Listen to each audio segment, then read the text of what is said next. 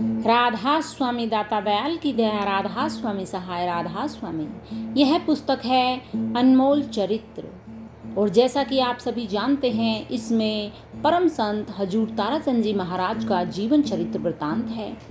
अभी तक हमने इस पुस्तक के 207 पेज वीडियोस के माध्यम से आप लोगों तक पहुंचा दिए हैं। आज हम शुरू करने जा रहे हैं पेज नंबर 208 से। ये लोग ओम को जानते नहीं हैं। एक साधु की मेरे पास झड़झीला से चिट्ठी आई। उसमें लिखा था कि आप बड़ा भारी गदर मचाकर बातें कर रहे हैं। हमें इतने वर्ष हो चुके हैं, हमने तो ओम से बड़ा कोई भी नहीं सुना है। मैं कब कहता हूँ कि ओम छोटा है? अरे, यदि तुम ओम का सच्चा जाप करोगे तो त्रिलोकी को जीत जाओगे। पर एक बात मैं दावे से कहता हूँ कि इसमें मोक्ष नहीं है। रिद्धियाँ सिद्धियाँ आ जाएंगी। ओम का नाम जपने वाला बड़ा भारी तेजस्वी हो जाता है। ओम का जाप तो भारद्वाज ऋषि ने किया था। भरत की सारी सेना को एक छोटी सी कुटिया में से खाना दे दिया। ओम को तो वशिष्ठ जी ने सिद्ध कर रखा था। उन्होंने कामधेनु से क्या क्या कर दिखाया। विश्वामित्र को उनसे हार माननी पड़ी, क्योंकि विश्वामित्र ने ओम सिद्ध नहीं किया था। इससे स्वर्ग बैकुंठ मिलता है। चारों वेद ओम से ही बने हैं। वे 3 अक्षर और 3 गुणों से ही बने हैं। ओम में ए, ऊ और मैं तीनों अक्षर हैं। सतोगुण, रजोगुण, तमोगुण हैं। वेद हमारे सिर के मोड़ हैं। ये शेर हैं। कोई छोटी चीज तो नहीं है, पर हम लोग वेदों पर चलते नहीं हैं। वेदों ने ब्रह्म तक का वर्णन कर दिया, पार ब्रह्म की बातें नहीं कही। तुमने ग्रंथों को पढ़ा नहीं है। वह तो बस एक ही चक्कर में पड़ा रहा। वह पढ़ता तो पता चल जाता कि ये सारे वेद ओम से ही बने हैं। पर अंत में वेदों ने भी नेति नेति कह दिया, अर्थात न इति। पार ब्रह्म परमेश्वर का अंत नहीं है। राधा स्वामी। लफ्जों के ओम में मत फंसो, लफ्जों के झगड़े में मत फंसो। जहाँ ध्वनि उठती है उस धुनात्मक ओम पर पहुँचने की कोशिश करो, तब समझोगे कि ओम बड़ा है। जब तक तुम धुनी में नहीं पहुँचते हो, तब तक तो तुम ओम का नाम झूठा ही लेते हो। ओम की मंजिल को तो संत ही जानते हैं। मैंने ओम का खंडन कभी भी नहीं किया। ओम के बारे में तो मैं स्वयं कहता हूँ कि ओम तो कामधेनु और कल्पतरु है। ओम तो संजीवनी बूटी है। 3 लोक में ओम बहुत बड़ा है, पर मुक्ति के लिए ओम नहीं है। आप लोगों को मैं फिर बता देता हूँ, मुक्ति के लिए तो ओम की धुनी में पहुँचोगे तब पता लग सकता है। वह धुनी अगली धुनी में पहुँचा देती है, और वह उससे भी अगली धुनी में पहुँचा देती है। इसी तरह से धुनी पकड़ते पकड़ते एक दिन सतखंड में पहुँच जाओगे। इसका नाम मुक्ति है। जो लफ्जों से जाप करते हैं वह ओम नहीं है, पर यह जाप भी छोटा नहीं है, जाप भी बड़ा है। राधा स्वामी। मेरा नाम बैंगनपुरी है।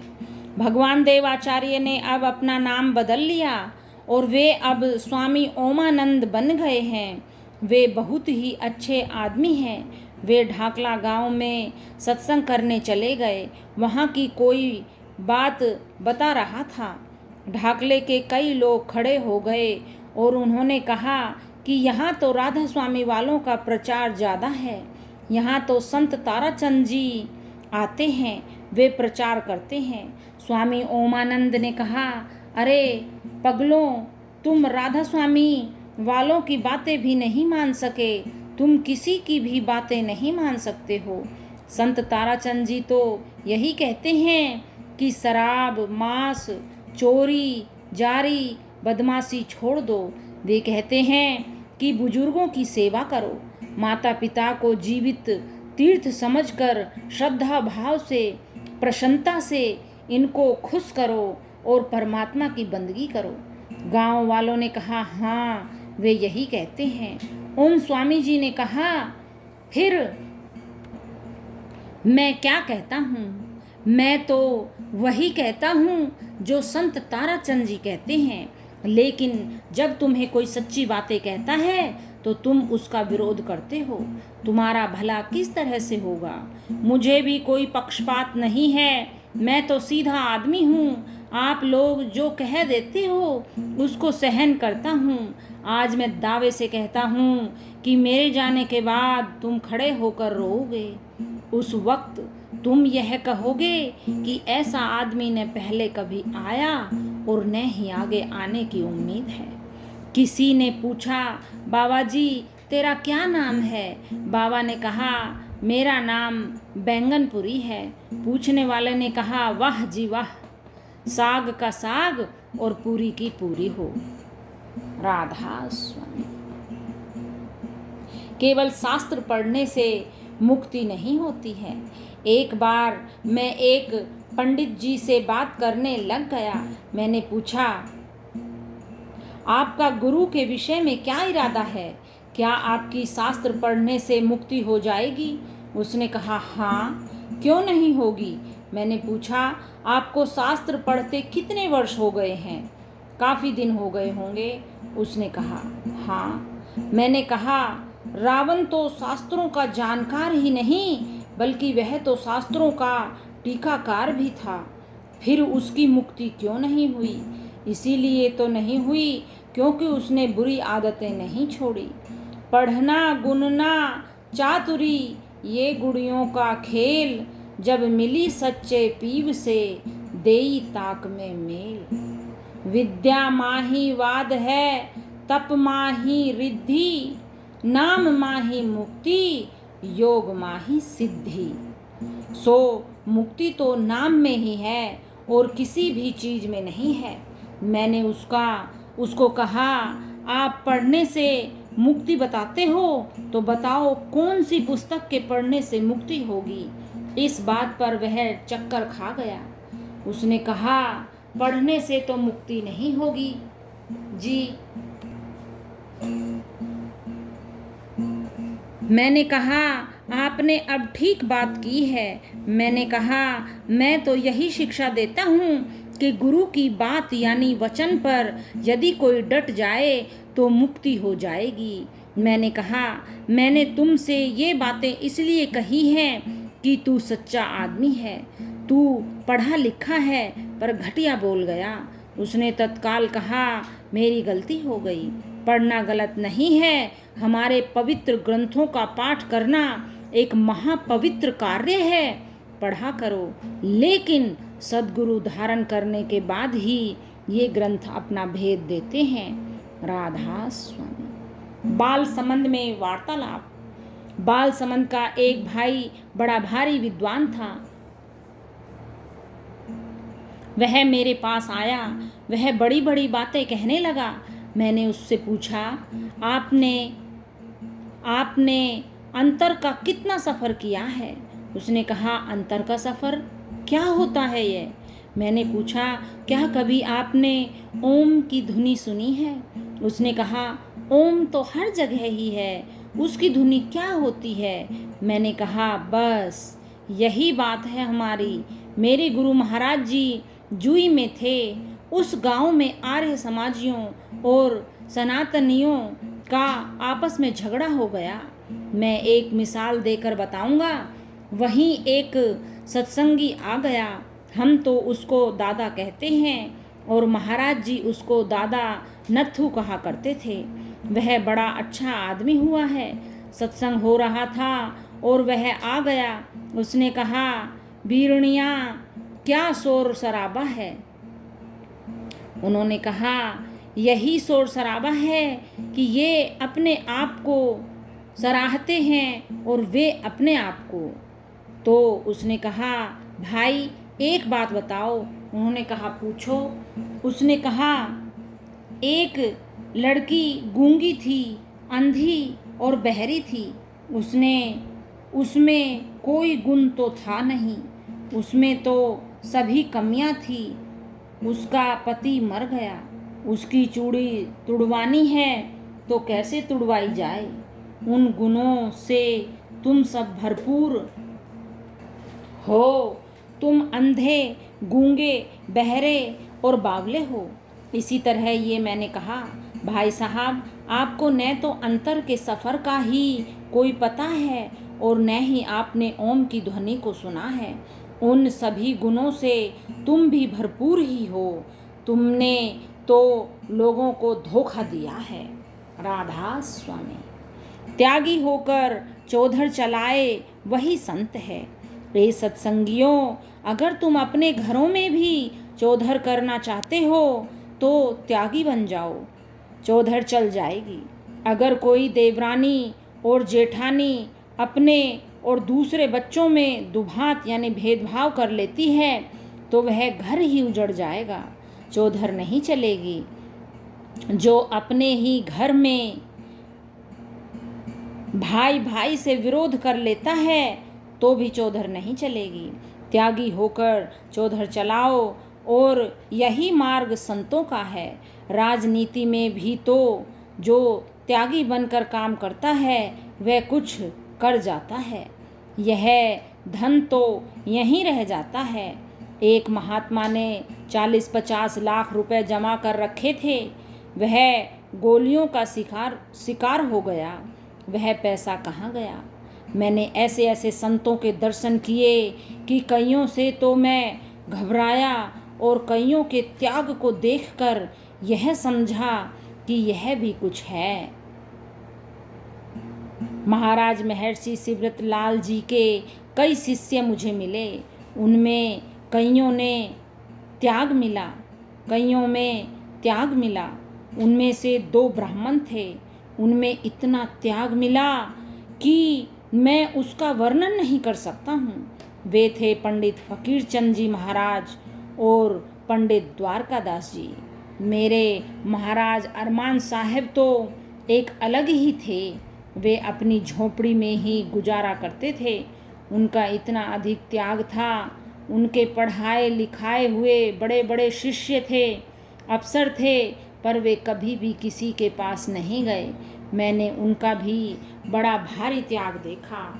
तब ही मुझे ये बात याद आई कि जिसमें त्याग नहीं होगा तो वह भक्ति नहीं कर सकता है। त्याग नहीं होगा तो वह राजनीति में भी कामयाब नहीं होगा। गांव में त्यागी ही पंचायत कर सकता है और पंचायती बन सकता है। अतः त्यागी बनना सीखो। अगर तुम त्यागी नहीं बनोगे तो तुम 7 जन्म में भी उस मंजिल पर नहीं पहुंच सकते हो। किस चीज़ का त्याग करना है? अगर तुमने भक्ति मार्ग पर चलना है तो उस जगह के लिए काम, क्रोध, लोभ, मोह, अहंकार जैसी बुरी चीज़ों का त्याग कर दो। राधा स्वामी। तो वह राजनीति में भी राधा स्वामी। चाची ब्राह्मणी के प्रति कृतज्ञता। हुजूर ने जब उनके गुरु महाराज हुजूर राम सिंह अरमान साहिब ने 2 रुपए मांगे तब उन्होंने अपने घर की एकमात्र कांसी की थाली अपने गांव के पंडित हीरालाल जी की पत्नी चाची ब्राह्मणी के पास गिरवी रखकर 15 दिन में थाली छुड़वाने का वायदा करके उससे 2 रुपए उधार में प्राप्त किए थे। अगले दिन उन्होंने अपने सद्गुरु को वे 2 रुपए सा आनंद दिए तो उन्होंने हुजूर को 2 करोड़ रुपए होने का आशीर्वाद दिया था, जो बहुत जल्दी सत्य सिद्ध हुआ। हुजूर महाराज उस चाची ब्राह्मणी के एहसान को आजीवन याद करते हैं और उसके प्रति आभार जताते हुए यही कहा करते थे कि यदि उस दिन वह चाची ब्राह्मणी मेरी थाली गिरवी रखकर 2 रुपए उधार नहीं देती तो मुझे कभी अपने गुरु महाराज जी का ऐसा शुभ हार्दिक आशीर्वाद नहीं मिलता। परिणामतः ग्रामवासी तथा सुहृदय सत्संगी बंधु बताते हैं कि जब इस चाची ब्राह्मणी का स्वर्गवास हुआ तब महाराज जी ने उसको मृत्युपरांत भी उसके प्रति अपनी थोड़ी सांत्वना व्यक्त न करके उसके काज के लिए 10,000 रुपये तथा उसके काज में आने वाली उनकी सभी लड़कियों में 5,000 रुपये बांटे तथा अन्य रिश्तेदारों को भी उन्होंने अपनी तरफ से उस चाची ब्राह्मणी को अपना निकटतम परिजन बताते हुए रुपए दिए। इस तरह से उस समय उन्होंने भले ही वह थाली टीट बेचकर बिना ब्याज के छुड़वा ली थी, लेकिन अंत तक चाची ब्राह्मणी के उस उपकार को उन्होंने कभी नहीं भुलाया और उसकी हर प्रकार से सहायता की। राधा स्वामी, मैंने जो पापड़ बेले हैं, दुख झेले हैं, उनको तो मैं ही जानता हूँ। तुम ऐसे लूट लूट करके भक्ति नहीं कर सकते हो। तुम मेरा जीवन चरित्र देखो, जितना वह लिखा हुआ है पूरा तो नहीं है, कुछ भाग उनके सामने लिखा गया था। मैंने जो पापड़ बेले हैं और जो दुख झेले हैं उनको तो मैं ही जानता हूँ। मेरे विरोधियों ने मेरी बदनामियाँ भी बहुत की हैं जो आज तक भी मुझे दुख देती हैं, पर उन्होंने बदनामियाँ तो की लेकिन मेरे गुरु की आड़ के कारण और तो वे कुछ भी नहीं कर सके, क्योंकि जिन चीज़ों का उन्होंने बदनामी की उनका तो मेरे सद्गुरु ने पहले ही नेम करवा लिया था। उनकी आँच तो मेरे ऊपर आनी ही नहीं थी। मेरे सद्गुरु ने पहले ही सुल्फा, गांजा या अफीम का नेम करवाया था कि यदि इन चीज़ों के बेचने वालों के घर की रोटी भी खा लेगा तो गो हत्या जैसा पाप लगेगा। लड़कियों का नेम करवाया था कि अकेली लड़की को कभी भी अपने कमरे में न आने देना। ऐसे नेम इसलिए करवाए कि उनको पता था कि पूर्ण पुरुष थे कि वक्त बड़ा खराब आएगा। मेरे सद्गुरु महाराज बड़े सहनशाह थे। तुम अपना काम करते रहो, सद्गुरु कभी न कभी संभालेगा ही, बिल्कुल निश्चिंत संभालेगा ही। वह संभाल क्यों नहीं करेगा, पर हमें विचार करना चाहिए। महाराज जी एक दोहा कहा करते थे, दास दुखी तो मैं दुखी, आदि अंतिम काल, एक पल में प्रकट हो, छिन में करूं निहाल। राधा स्वामी, बिना भजन के मजहब भी खाली हो जाता है। थोथा चना बाजे घना की उक्ति के अनुसार आज के जितने मत मतांतर और पंथ बने हुए हैं वे सब सुमरिन ध्यान भजन के सनातन आधार को छोड़कर कोरे शब्द जाल से अपने आप को सनातन आधार को छोड़कर अपने आप की महिमा मंडित करते हैं। हुजूर ने मालिक प्राप्ति के वास्तविक मार्ग पर चलते हुए प्रारंभ में 22 हजारे तथा संत मत में आने के बाद अपने व्यस्ततम सत्संगियों में भी उन्होंने 6 या 8 घंटे भजन सुमरन को बराबर समय दिया। इसी कारण वे एक अंकुर से कल्पतरु बन गए, जबकि साधना के अभाव में बड़े बड़े मठाधीश और डेरों के स्वामी धूल में मिल गए और मिलते जा रहे हैं। हुजूर महाराज ने साधना के इसी अमर पंथ को यहाँ अपने शब्दों में पुष्ट किया है। मैं दिनोद में सत्संग किया करता था तो मेरी मुखालफत में मेरे विरोधियों ने जलसा किया। महात्मा विद्यानंद जी बहुत अच्छे आर्य हैं, इन्होंने मेरी मदद की थी तो किसी ने यह भी कहा कि कर ली चेली और कर ली खड़ी हेली, और जड़े चेले आवें तो खोस खोस खावें। पता नहीं ऐसे कितने ही मखौल उन्होंने जोड़े, उनके सब के नगाड़े मूंधे पड़ गए और ठप हो गए। क्यों क्यों मूंधे हुए? उनके बांध होते थे। उन्होंने कभी भी भजन नहीं किया था, इसलिए मूंधे हो गए। जहाँ भजन नहीं होता वहाँ मजहब भी खाली हो जाता है। जो भजन नहीं करता है तो वह शिष्य भी डूब जाता है। यदि गुरु भजन नहीं करेगा तो भी शिष्य डूब जाएगा। सो ही बताता हूँ, घर में जो मुखिया आदमी है और वह भी अच्छी लाइन पर नहीं चलेगा तो सारा परिवार ही बिगड़ जाएगा। सो सद्गुरु तो सद्गुरु ही होता है, उनके ऊपर बड़ा भारी भार होता है। बुराइयों से डरते रहना भी एक तरह की भक्ति है। स्वेच्छाचरिता और मनमुखी होना साधक के लिए श्रेष्ठकर नहीं होता है। साधना में सबसे पहले मन का निग्रह आवश्यक है। मन के निग्रह से ही साधक सफलता के शिखर पर पहुंचता है। भय बिन होए न प्रीति की उक्ति में इसी सत्य का विवेचन है। अतः सदाचारी व्यक्ति को अपने सत्संगियों तथा अपने संत सद्गुरु के वचनों को प्रमाण मान कर उन्हीं के अनुरूप जीवन की दिनचर्या को ढालना पड़ता है। अन्यथा बड़े बड़े साधु महात्मा ऋषि मुनि अपने तपोबल को पलक झपकते ही गंवा बैठे। रामायण में नारद जैसे मुनि का विश्व मोहिनी को पाने के लिए परमात्मा से सुंदर रूप मांगने का प्रसंग तथा ईश्वर द्वारा उन्हें सुंदरता के बदले बंदर जैसा रूप बनाना, यही दर्शाता है कि साधक को कदम कदम पर संभल कर चलना पड़ता है, अन्यथा गिरते हुए देर नहीं लगती। इसी सत्य की ओर हुजूर ने अग्रिम पंक्तियों में संकेत किया है।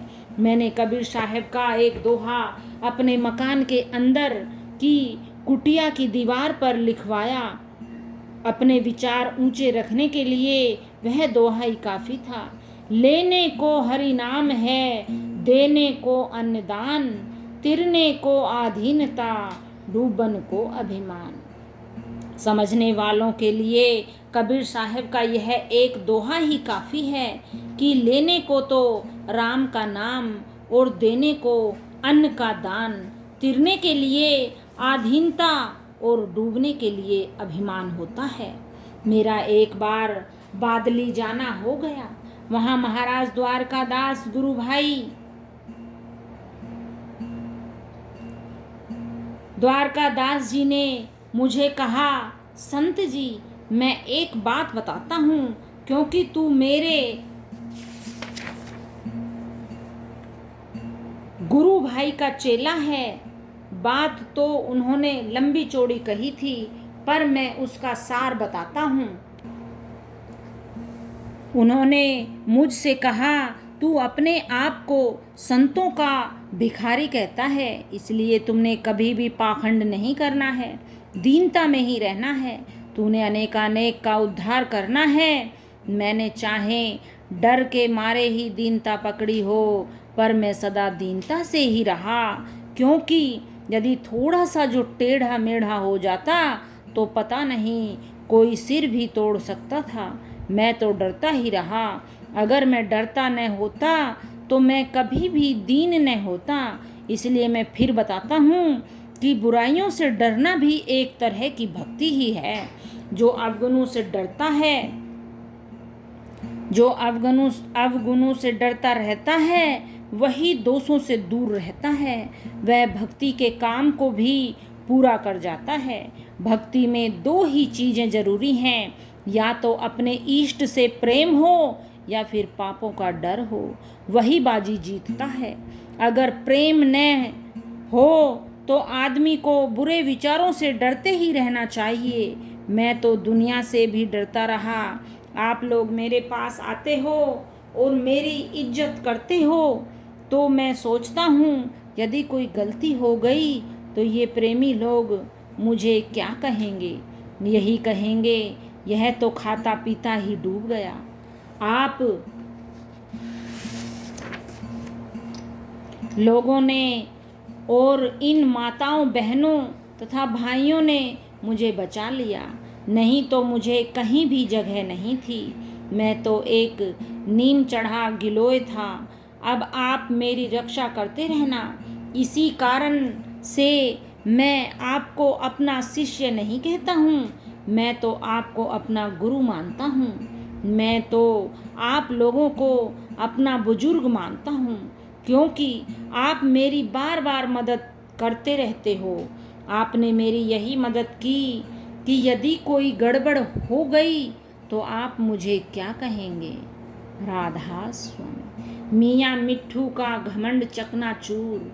राधा स्वामी दयाल ने बात बताई खोल, तारा चंद के सामने नहीं चले कोई पोल।